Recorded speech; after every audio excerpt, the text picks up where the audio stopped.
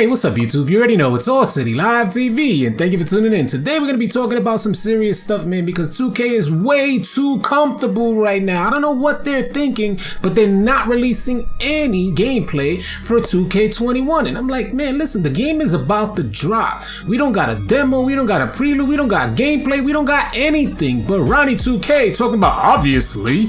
And I'm like, man, first of all, the dude is so condescending. I might just punch him in the throat if I come across him, because I'm like, if somebody's on your live stream, watching you live stream, it's not a privilege to be on your live stream, man. You need to start seeing the people that are supporting your game, supporting the community. You got to start seeing them as assets instead of being condescending, talking about obviously. Somebody asked him about the game, and he's like, obviously.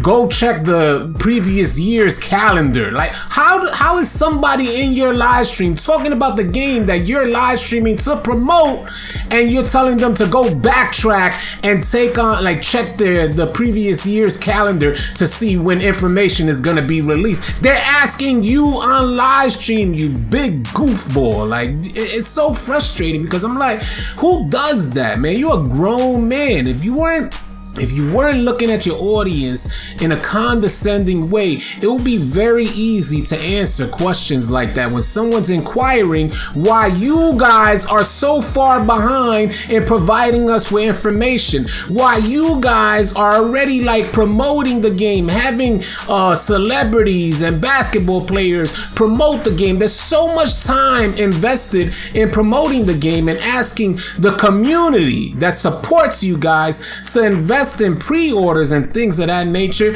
but yet when somebody inquires as to information about the game, you're saying obviously? Like, who does that, man? Stop with your condescending ways, because you come across me, you might just have a problem.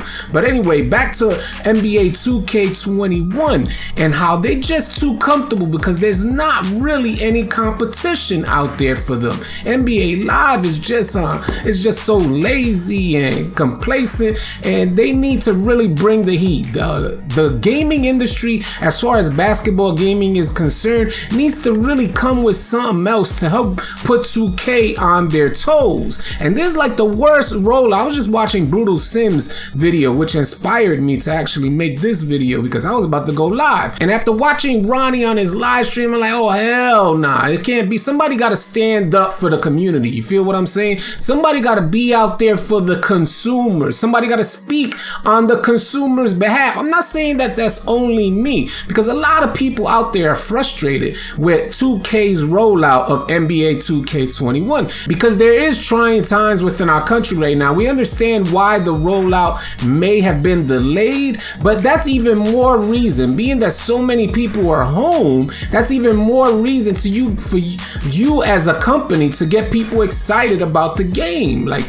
that's prioritizing your marketing. Getting people more excited means more people are willing to purchase your product. But instead, you roll out in very similar ways to previous iterations of 2K, and it's not working out for the consumer. It's not working out for us. And this is how you should prioritize. You should prioritize the consumer over whatever business ideas you got in your mind, because you're in turn getting a lot of people frustrated when they're heavily anticipating a release, and then that release doesn't meet expectation. Don't forget, 2K, that 2K20 was rated the worst 2K release in history as far as Metacritic is concerned. NBA 2K18 had that title. NBA 2K20 took it over in the beginning of the year. Now, that may have changed throughout the year, but it still remains a fact that when the release of 2K20 hit, it was rated the worst 2K in history. So let's keep that in mind. Your sales may be up,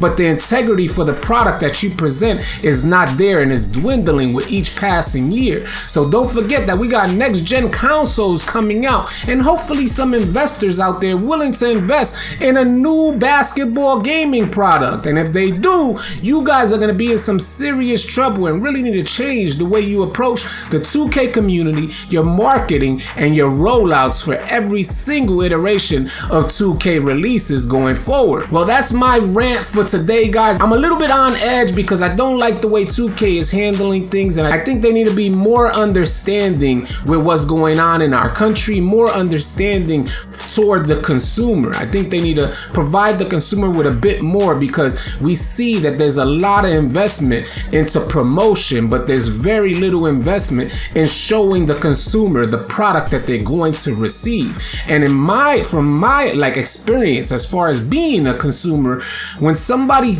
expects you to purchase something but yet don't show you the product, the experience that 2K, they look like some back alley dudes trying to get you to purchase a gold chain, pulling it out their trench coat on some real Looney Tunes stuff. But hey, I'm hoping for the best for 2K. I tell you that much. I want the best for our experience playing the game. I don't want to hate on the idea that they may bring us a good product, but when a company does not show the product, that means they're not confident. To me, that means they're not confident in what they're showing or in the product that they intend to provide. And this is what leaves me a little skeptical of what we're going to receive as far as NBA 2K21 is concerned. I can only hope for the best, guys, but that's all I got for you. That's my rant and why we haven't received any bit of gameplay on this new product that's supposed to be so innovative. I'll catch you guys on the next video.